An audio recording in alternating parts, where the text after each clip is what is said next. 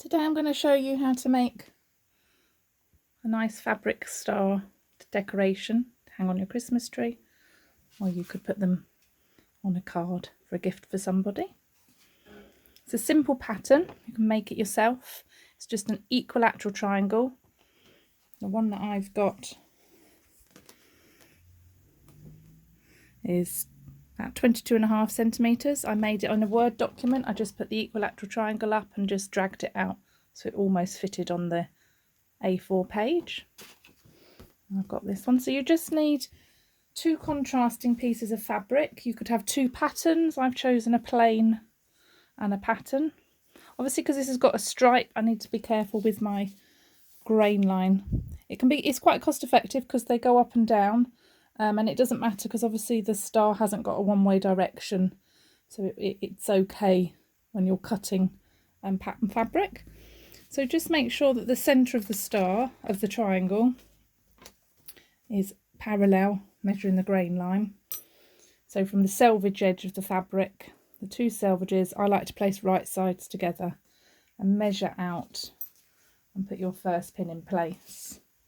And then measure out and make sure that that's in the same place. Some people like to use rotary cutters. I like to still use shears. Some people weight their patterns down. I still like to pin them, or you could chalk round your pattern piece with tailor's chalk and then cut it out. Don't cut into the fabric because obviously this edge can be used for another pattern piece. They all interlock together and you can get a whole strip, so it's quite a good costing.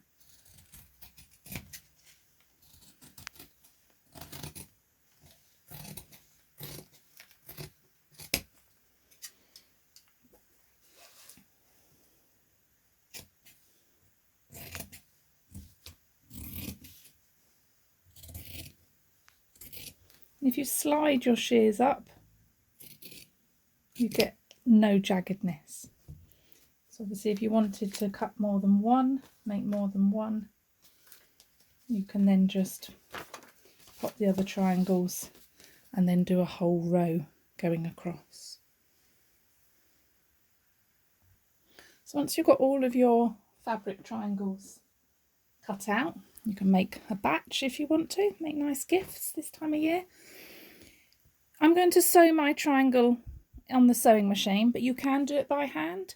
I would suggest just a 1 centimetre, which is 3/8 of an inch seam allowance, no more.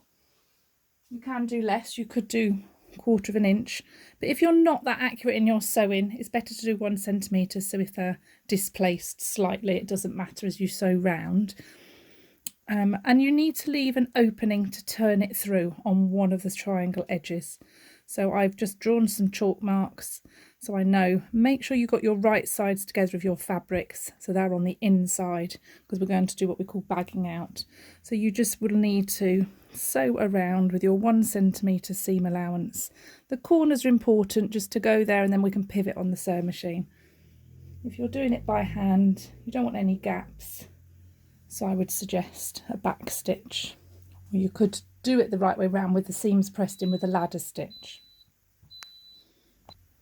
So the sewing machine I've got only does a straight stitch. It's called a lock stitch machine. On your sewing machine you've got guides. Mine are in imperial 1/2 inch increments. So I'm going to sew 3/8 of an inch, which is 1 centimetre, and put the edge of my fabric halfway between the 1/4 and the 1/2, and that means that the needle, from the needle where it enters the fabric, the edge of the fabric is going to be, that's our 1 centimetre or 3/8 of an inch. If you're doing it on the machine, you just need to do about 3 stitches forward and back, and that locks them. That's instead of tying a knot. And then just take it up. You can add pins, or you could hand tack it if you weren't that confident on your machine. And when you get, so you've got the 1 centimetre, 1 centimetre for the corner, you lift up your presser foot and you pivot it with the needle down. That way your work doesn't come out. And just hold it. You can see there I went off slightly. It's okay, it's a craft project. If it was dressmaking, it'd have to be very accurate, but as a craft project we can get away with it, which is quite nice. So it's a really good project for a beginner on the sewing machine because it's practicing pivoting on the corners and sewing your straight lines using your seam allowances. So some people hold left to right. I like to do a little bit of both. It's all about supporting the fabric. If you hold it backwards and forwards, you're not pulling it through because you don't want to break the needle. Keeping your hands clear because of health and safety. But you're just supporting it and let the feed dogs pull the work through as you sew. But that way, if you've got a fine fabric, it doesn't gather up as you sew it. And if you get near the end, you can always turn the wheel always towards you by hand to make sure you get it to the exact seam allowance. And then you can see that's where I marked my gap. So the chalk marks, you could put pins, 2 pins, so you know it means stop, something like that, just to make sure that you don't sew it up completely. And again, we just finish by going about 3 or 4 stitches forwards and backwards. And then take it out the machine. Always make sure the needle is up to the top position. Pull it out towards the back with a long thread and trim your threads. We're now going to do what we call bagging out, which is turning it the right way round. Because we've got corners, we want to trim them that way so you can see. We don't want to cut the stitching, so we're going to cut right up to it. So I like to, a bit like when you're cutting vegetables, if you put your thumb, finger and thumb, make sure it's out of the way, and then make sure it can slide down the nail. And then you can just trim your corners off, making sure you don't cut through the threads. Okay. Move the offcuts out of the way. And now we're going to turn it the right way round, called bagging out. So put our hands in, put your thumb inside, and then just fold along the stitch lines. And then turn it the right way round. The minute we haven't quite got that corner pushed out, but we'll deal with that in a minute. So just one by one, I like to put my thumb in. It's all about that pincer grip. So it's a really nice project, beginner project, if you've got a young sewist keen on learning. And it's a mixture of on the machine and sewing by hand, or all by hand. So you can see just how I fold the corners, keep it pinched between your finger and thumb, and then just push that through. Because it's a triangle, they are tricky corners. So when you poke the corners out, you can buy specific things, but I've just got a old knitting needle. But what you don't want to do is have something too sharp that when you poke it through, you put it through the fabric. You don't want to poke it out. But just gently tease it with your finger and thumb. It's almost walking that down onto it rather than yanking the tool, and then you get a corner. Nice poke. Nice point, should I say. It's going to be like a star. So it's just rolling it out gently.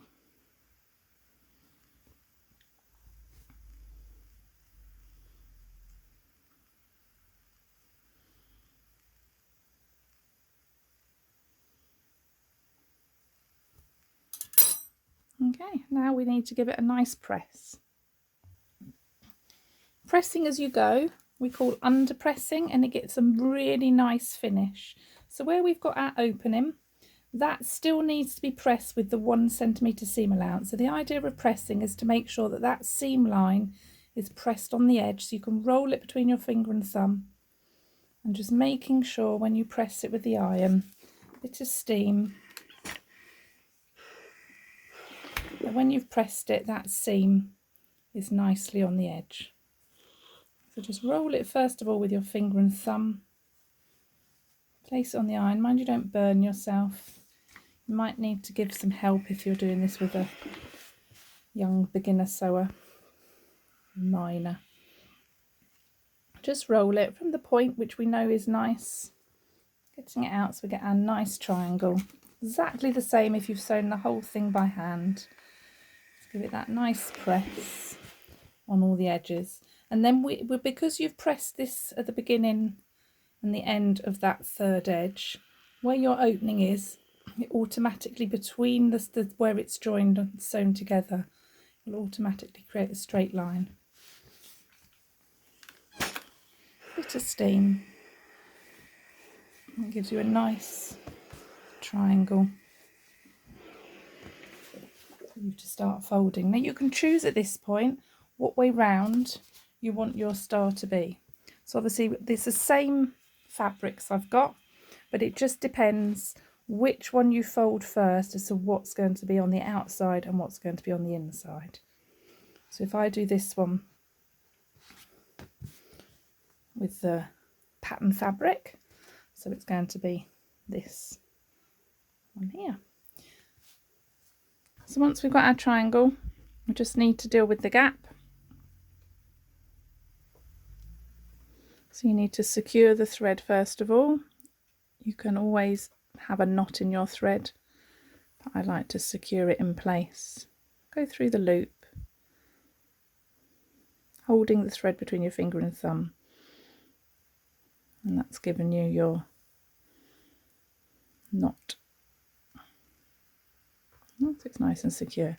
Now we're going to do a ladder stitch, and that's so that we don't see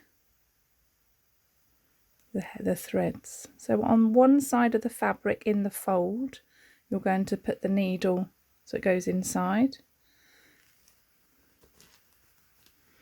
and then on the opposite side, so I'm going to now put it into the red, again put the needle, just a small stitch,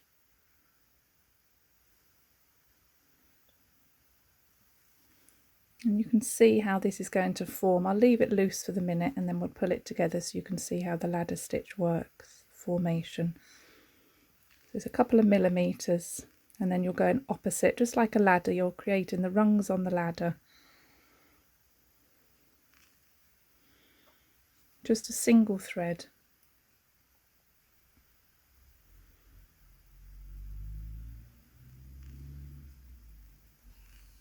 So you can see your ladder, and then when you pull your thread, it pulls them tight together.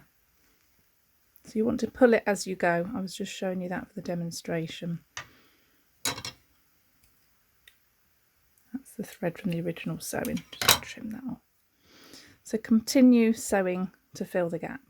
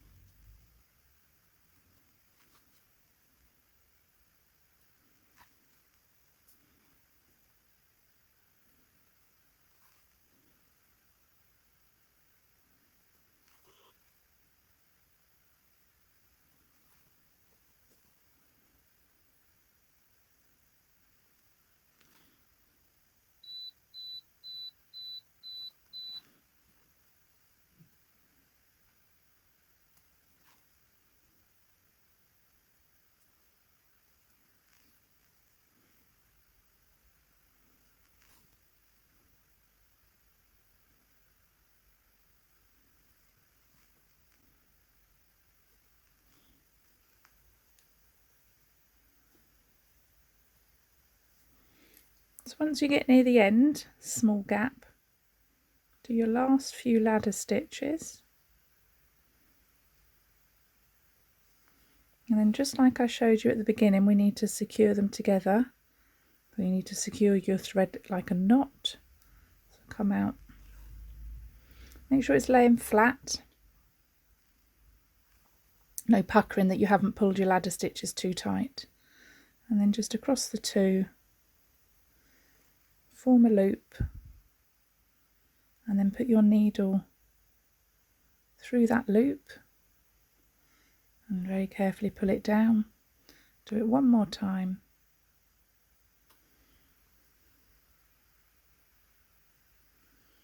And that's your knot.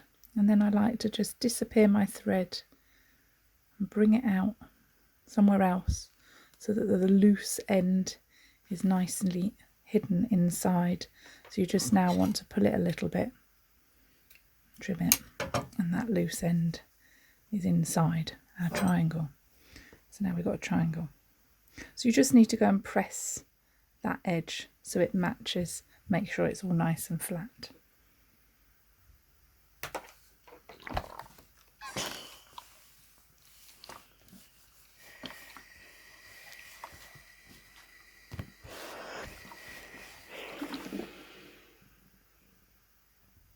Once we've got our triangle, we now want to make a decision, design decision I like to call these, which way round you want your star to be, whether you want the red as the backing or the pattern. So it just depends which way you fold it at this point as to which way. So if I make it like this, then I'm going to pull my pattern all through. I'm going to be bringing my 3 corners with my pattern side with the red at the back. So more hand sewing. Now on it's hand sewing. We're going to bring the corners and join them together. So just like I showed you before, you can do the hand knot. Just means that all of the thread is hidden inside.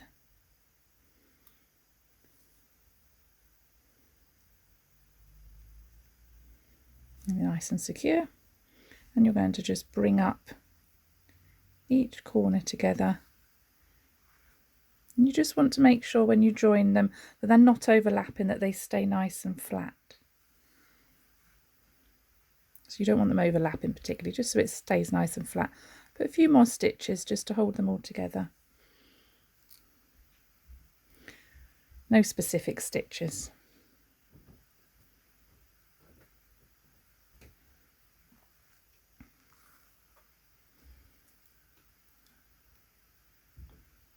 Once you're happy that that's secure, you just need to position it so when it folds down, it's that in the centre.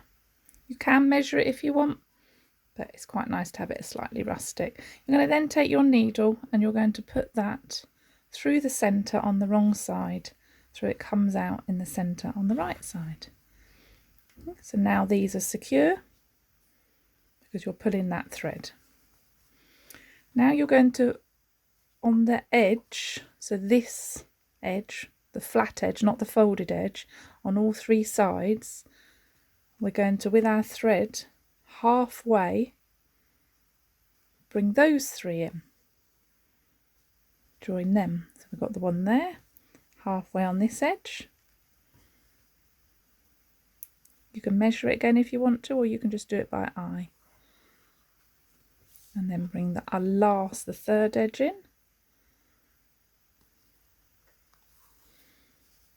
And again, join them all together. Try and make them lay flat. This is where you're going to put your buttoned embellishment to finish it off. So if your stitches are a little bit messy, you can get away with it. Don't quite pull together. But just try and keep it flat. And you can, if you want to, if you're a little bit worried, you can just do a few stitches so it goes all the way through to the other side, just to hold it in place. It's up to you, the method that you use, whatever you find most comfortable. So once you've got that in the centre, you can see it's naturally folding. So it's this folded edge, and you're just going to, with your finger and thumb, press it out. Turn it to the next one. Keep your needle attached because we're going to use that to sew the button on. But just take it from the point there. Don't always go to a nice point at the top, but that's normally the one that I'll choose to put the hanging decoration if it isn't as symmetrical as the others. And they just go up, just naturally take a fold. That one's just a bit wider. You can fiddle with it if you want to. Take it from the other side and try and get it up to a nicer point, or just accept that it hasn't gone as pointy as the others, and we'll just put our hanging one there. So you just need to choose your button. I like to use a wooden button, and I bought some, let's say, handmade, and they've got a little with love with a little sewing machine on them. But this is a nice wooden star one. Any button will look just as nice. So I've got a 2-hole button, so you can use another thread. I just like to, for ease, use the one that I've already got joined. And just pop it through and sew your button on. We don't need to put a shank on the button or anything because it's a decoration, so we just want to pull it in tight. So it is just sewing right the way through. And the thread colour I've chosen is the one that matches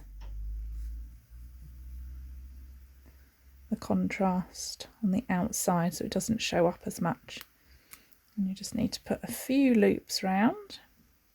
And this is just normal sewing thread, polyester sewing thread.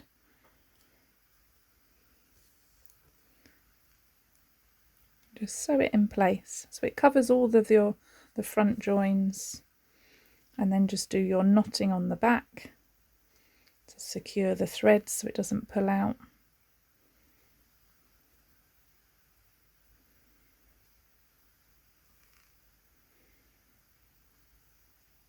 And then just lose the end of the thread into the work and trim it off. So that's your finished star. Kind of star, isn't it? If you want to have it as a hanger, you can choose ribbon you could put through, but I've just used the embroidery thread that you buy. It's just a nice, quick, easy method. Have it on a thick needle. And again, I said I've chosen the one that's a little bit wider and baggier. Let's put it through singly. Decide the length of your hanger. Remember, you're going to tie a knot. So I just hold them together.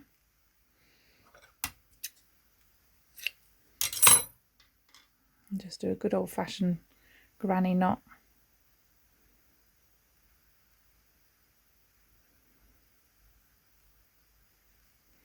And there we have